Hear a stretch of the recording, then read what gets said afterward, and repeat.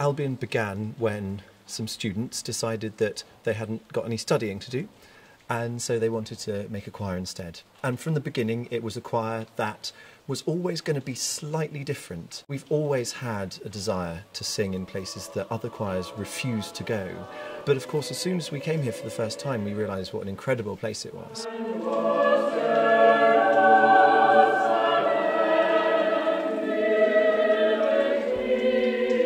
Came and did a recce last week to kind of plan the journey out, but this is the first time that the choir's been underground properly.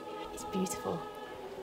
The caves are just so atmospheric that actually the space does a lot of the work for you and suggests how you should sing and makes you really listen to each other, which is really important.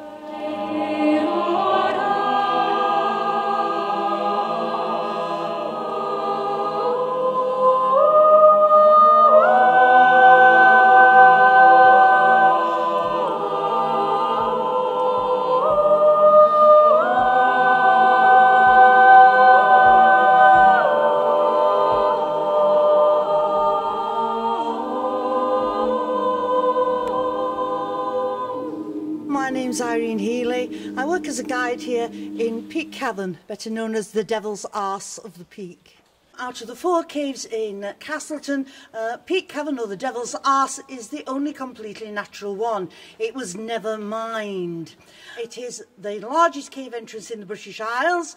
Also, walking up the gorge is classed as being the most impressive approach to any cave in the British Isles. The entrance to the cave was by boat. You went through in the pitch dark with your nose inches from the rock. I've been forming small links between the wonderful singing of the Albion Choir. I was really looking forward to hearing them in the Great Cave, where the acoustics are the very best throughout the entire system.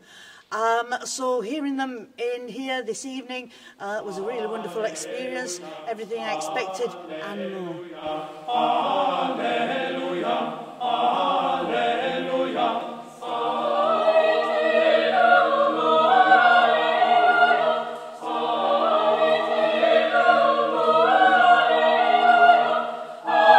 Singing plenty of music that's suitable for singing in caves. Things like The Water is Wide, I Saw Water coming down, and mostly water-based things, I think. But it's stuff from our standard repertoire, but also some stuff that's going to be slightly more interesting, and obviously in a completely different setting than we've ever sung in before. This music is from a time when music was a bit more natural than it sometimes is today, rather than being locked in the concert hall. You know, folk music began when people sang in fields and in pubs and while working, and I think singing down here, I mean, there's a long history of music in this cave, and we're just an ongoing part of that. So it's a very interesting way of taking what we do to a new place.